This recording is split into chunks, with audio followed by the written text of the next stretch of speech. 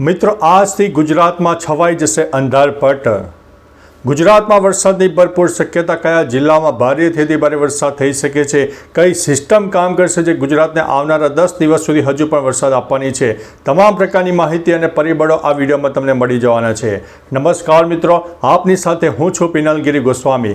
આજના વેધર એનાલિસિસમાં વાત થશે આજે તારીખ 17 ઓગસ્ટથી લઈને 27-28 ઓગસ્ટ સુધી ગુજરાતમાં કેવું રહેશે હવામાન, કઈ જગ્યાએ મેઘ તાંડવ થશે કે જેમાં 1 ઇંચથી લઈને 4 અથવા તો 5 ઇંચ કરતાં પણ વધારે વરસાદ નોંધાઈ શકે છે। મિત્રો, મહત્વનું છે કે ગત 24 કલાકમાં ગુજરાતના અનેક જિલ્લા અને તાલુકામાં 1 થી લઈને 2.5 ઇંચ સુધીના વરસાદ પણ જોવા મળી રહ્યા છે। આપણે અગાઉ પણ માહિતી આપી હતી કે આ જે વરસાદનો રાઉન્ડ છે એ ખૂબ જ સારો અને મજબૂત રાઉન્ડ છે અને લાંબા ગાળાનો રાઉન્ડ છે। મહત્વનું છે કે મિત્રો આજે તારીખ 17 ઓગસ્ટ છે તો આજે ગુજરાતના દક્ષિણ ગુજરાત કહી શકાય, મધ્ય ગુજરાત કહી શકાય, ઉપરાંત સૌરાષ્ટ્રના પણ દક્ષિણ અને પૂર્વ તરફના વિસ્તારમાં વરસાદની શક્યતા વધુ છે। આજ રોજ ભરૂચ, નર્મદા, સુરત, તાપી, ડાંગ, નવસારી, વલસાડ ઉપરાંત બોટાદ, ભાવનગર, અમરેલી, આણંદ, ખેડા, પંચમહાલ, દાહોદ સહિત અનેક વિસ્તારમાં ભારેથી ભારે વરસાદ થઈ શકે છે, જેમાં 1 ઇંચથી લઈને 4 ઇંચ કરતાં પણ વધારે વરસાદ નોંધાઈ શકે છે। મહત્વનું છે કે આ જે વરસાદનો રાઉન્ડ છે થંડરસ્ટોર્મ એક્ટિવિટી ભરપૂર રહેશે, વીજળીના કડાકા ભડાકા ભરપૂર રહેશે, એટલે થોડા વીજળીથી પણ સાચવજો। મહત્વનું છે કે આ જે સિસ્ટમ છે તેની અસર સૌરાષ્ટ્ર, મધ્ય ગુજરાત, દક્ષિણ ગુજરાતને વ્યાપક થવાનું છે। ઉત્તર ગુજરાત અને કચ્છમાં પણ ભારેથી ભારે વરસાદની સંભાવના છે। એકંદરે મિત્રો સાર્વત્રિક વરસાદનો માહોલ સર્જાઈ જશે।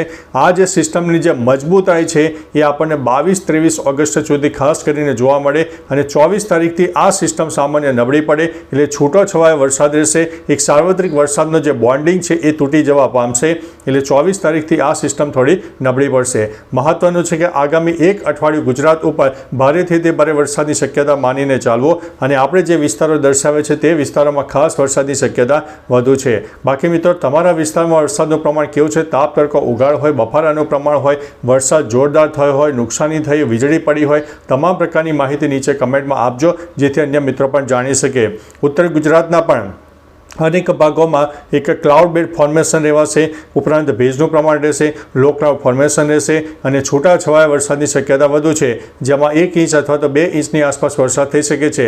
કચ્છમાં પણ ભારેથી ભારે વરસાદની સંભાવના છે। અત્યારે સેટેલાઇટ બેઝના માધ્યમથી તમને ઉત્તર ગુજરાત અને કચ્છમાં વરસાદની તીવ્રતા નહીં દેખાય, પરંતુ મિત્રો આગામી 7 દિવસમાં ઉત્તર ગુજરાત અને કચ્છમાં પણ ભારેથી ભારે વરસાદ થઈ શકે છે। આપણે જણાવ્યું તે પ્રમાણે આ જે સિસ્ટમની અસર છે એ સૌરાષ્ટ્ર, મધ્ય ગુજરાત અને દક્ષિણ ગુજરાતને તો થવાની જ છે, પરંતુ ઉત્તર ગુજરાત અને કચ્છમાં પણ સેટેલાઇટ બેઝ નહીં બતાવે તો પણ તેમાં વરસાદ જોવા મળશે। એકંદરે સાર્વત્રિક વરસાદનો માહોલ આપણને જોવા મળી જવાનો છે। તો ચાલો મિત્રો ફરીથી લેટેસ્ટ ઇન્ફોર્મેશન અને વરસાદની નવી આગાહી લઈને મળતા રહીશું। ત્યાં સુધી અમને રજા આપશો। નમસ્તે।